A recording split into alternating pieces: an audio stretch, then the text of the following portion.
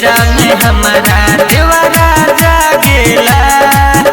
अरे अपन में हरा रूखानी सखी ई तो जूझेला।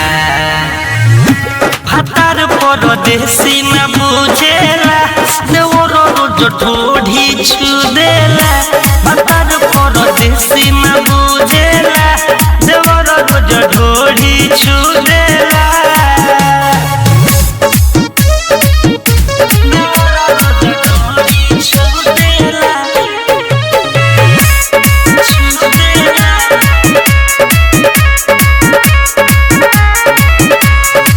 चढ़ल बा पोर पोर जवानी डर लागे को कोई को देही हानी।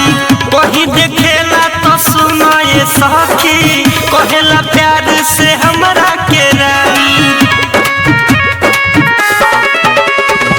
चढ़ल बा पोर पोर जवानी डर लागे को कोई को देही हानी। कहीं देखेला तो सुनो ये सखी कहेला प्यार से हमरा के रानी। अरे अचक में आली तो देह सुघराई उठावा चूसेला।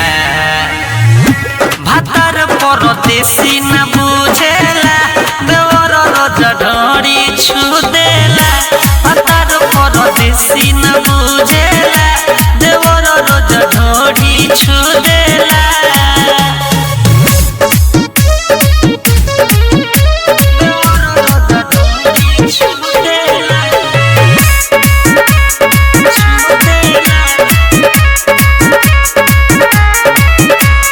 दोसरा के धन पर देता ध्यान हो लागेला कहियो ले ली जान हो।